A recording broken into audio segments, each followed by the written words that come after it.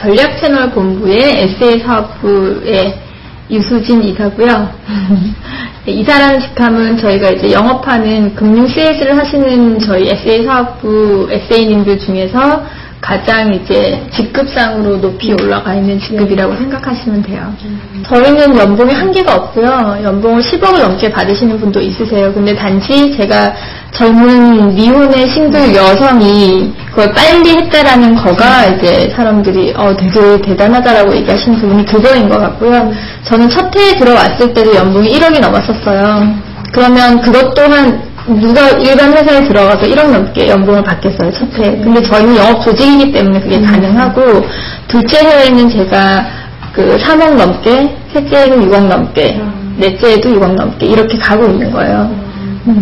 그래서 계속 연봉을 계속 업그레이드. 네, 그러니까 1년에 3배씩 갱신을 했고, 저희 그 업계에서 약 한 1억 정도 되면 그게 MDRT라고 얘기를 해요. 밀리언 달러 라운드 테이블이라고 해서 한국에서만 통용되는 게 아니라 그건 국제적인 기준이고, 그래서 그 1억을 환산하면 약 한 7천 몇백만 원 정도 될 거예요. 환율 따라서 달라지니까. 근데 그거에 3배를 벌어야 3배의 퍼포먼스를 내야 이게 COT가 되는 거고, 그다음에 COT에 또 3배, 그러니까 MDRT 6배를 해야 TOT가 되는 거예요. 그래서 TOT는 전 세계의 생명보험업에 종사하시는 분들 중에서도 사실 극소수이기 때문에 TOT가 된다라는 건 굉장히 영광스러운 일이죠. 근데 그거를 제가 3년 만에 했기 때문에 그게 되게 대단하다라고 말씀을 하시는 거고, 그리고 이제 그 MDRT의 기준도 기준이지만 저 같은 경우에 3W라는 걸 했어요. 그러니까 3W가 뭐냐면 한 주에 3명의 고객을 새로 모시는 거예요. 3건의 신계약을 매주 연속으로. 그거를 연속으로 200주를 했어요. 쉬지 않고. 그러니까 만 4년 동안 매주 3분의 고객을 모신 거예요.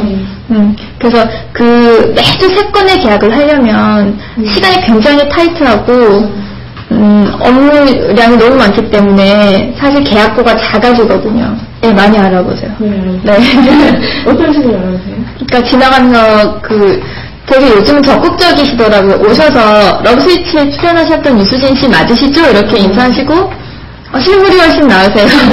그런 말씀 좀 많이 해주시고 제가 그 기분이 알아보시는 분이 몇 분 계시다고 해서 유명해졌다라고 생각하지도 않을 뿐더러 전략적으로 방송이라는 걸 마케팅을 위해서 준비를 해왔던 사람이고 그 이후의 결과가 어떻게 될 거라는 것까지도 다 플랜을 갖고 예상을 하면서 갔기 때문에 그런 반응들에 대해서는 악플이 달리는 거라든지 그냥 좋은 말씀 해주시는 거라든지 이런 것들은 그냥 후에 그런 일이 있을 것이다라는 예상을 해서 그런지 그다지 막 감정에 그것 때문에 기복이 있거나 그러진 않아요. 그냥 담담하게 그러시구나 이런 정도.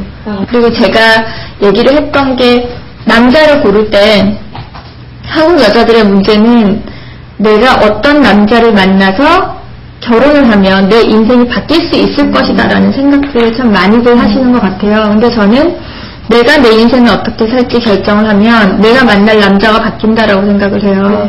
그래서 정말 안타까운 게 좋은 남자, 괜찮은 남자한테 시집을 가기 위해서 성형수술들을 하시고 비싼 옷을 사 입고 좀 사치를 하시고 겉을 꾸미시는 그 시간에 당신들의 인생에 대해서 얼마나 깊이 있게 고민을 해봤고 내가 어떻게 살 것인가에 대한 플랜을 한번 세워보셨느냐는 거죠. 원래는 대학원을 갔던 이유가 저는 그냥 교수가 되고 싶었었어요. 대학교 다닐 때 교직 이수도 같이 했었고 그래서 그 당시만 해도 집안에서 그래 수진이는 공부를 계속 시키자. 지가 하고 싶어 하고 잘 하니까 공부를 계속 시키자. 그래서 일리노이에 어플라이를 이제 하기로 한 상태였고 저희 작은아버지가 거기 계신 교수님들하고 또 커뮤니케이션을 하셔가지고 제 조카인데 이렇게 좀 알아봐 주세요 하고 있는 과정이었는데 저희 아버님이 사업이 이제 또 연대보증을 잘못 쓰셔서 힘들어지신 거예요. 재판을 하고 했는데도 그게 안 됐고 인생에서 처음으로 좌절이라는 걸 해봤어요. 그게 26살. 그러니까 대학원을 그래서 졸업을 하고 바로 식약청으로 갔어요. 식품의약품 안전청. 답이 없는 거예요. 그래서 쌀쌀을 제가 2001년부터 쌀쌀은 취미로 쳤었고, 그러니까 지금 9년 정도 쳤죠. 그래서 쌀쌀을 강습을 하면서 이제 아르바이트해서 돈을 벌고, 그리고 제가 영어 영문학을 부전공을 했어요. 그래서 영어 그 지약서 하이라이트 몇백 문제씩 내면 돈을 몇십만 원씩 또 주는 아르바이트가 있어요. 그럼 식약청에서 또 기계 분석하는 기계 돌려놓고 기다리는 웨이트 타이밍에 영어 문제를 막 내고 퇴근하고 나서는 저녁 때는 이제 바에 가서 또 사람들한테 쌀쌀 가르치고 주말 같은 때는 또 공연을 하고 그 남자 아니야. 직장인 남자 아니야. 그럼 미혼 직장인 여자. 내 또래의 미혼 직장인 여자 골드미스들 20대 중반에서 30대 중반 정도의 골드미스들 싱글 여자들 한참 재테크에 관심이 많은 시기고 그리고 나 같은 사람을 보면 아, 저 사람 당신들이 원하는 얘기만 딱딱 찍어서 해주면 속이 시원하잖아요. 분명히 그걸 원할 거다. 트렌드는 거기에 있다라고 생각을 했었어요. 그래서 골드미스들을 만나보죠. 근데 반응이 너무 좋은 거예요. 영업이라는 거는 내가 고민을 하면서 점점 더 쉽게 할 수 있는 방법을 고안을 해내야지 갑과 을의 관계로 영원히 가면 이거는 지쳐서 할 수 없는 일이겠구나. 그래서 내가 고백하고 어떻게 갑과 갑이 될 수 있는가를 고민을 했어요. 내가 가지고 있는 지식과 스킬이 이 정도가 있는데 왜 이거를 나를 아직까지도 우습게 보지? 아, 이거는 내가 포지셔닝 자체를 처음부터 잘못했구나. 고객 보고 오시라 그랬어요. 불렀어, 회사로. 은행에 PB들 찾아다니지 않잖아요. 저는 그 이상 상담할 수 있는데 제가 왜 가야 되죠? 오시라 그랬어요. 오실 때 수입과 지출 다 정리하시고 내용, 가지고 계신 금융 상품도 수입하고 현재 잔고 다 정리를 하시고 그리고 가입하신 보험 증권들이 있으면 다 가지고 오셔라.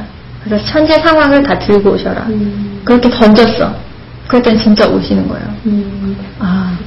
그때 생각해보니까 아 그렇지 차라리 오시는 게 심리적으로 덜 부담스러우시겠구나. 그리고 뭔가 제대로 상담을 받는 느낌이 나시겠구나. 하루에 저는 4시간씩밖에 못 잤어요. 초기 3년 정도는. 그래서 링거를 맞으면서 일했어요.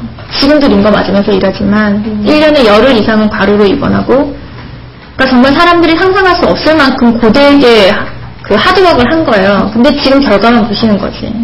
그리고 회사에서도 제가 일을 할 때는 누가 옆에서 말을 걸어도 저는 몰라요. 그래서 회사에서 별명이 자폐증이에요. 자폐증.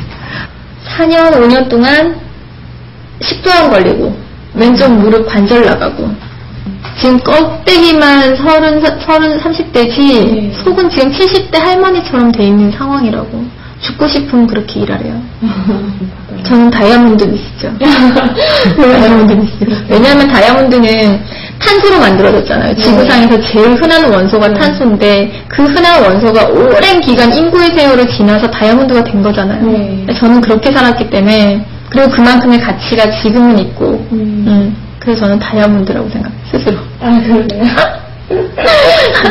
조금 더 진중하게 내가 정말 하고 싶은 게 뭔지를 생각할 시간을 가지셨으면 좋겠고 근데 그 답 없는 고민은 진짜 그냥 고민이지 문제 해결이 없잖아요. 그래서 답이 있는 고민을 하셨으면 좋겠어요. 그래서 회사를 다니실 때도 그 취미 있잖아요. 취미를 저는 쌀쌀은 지금 제가 회사 일을 그만둬도 쌀쌀라도 벌어먹고 살 수 있어요. 저는.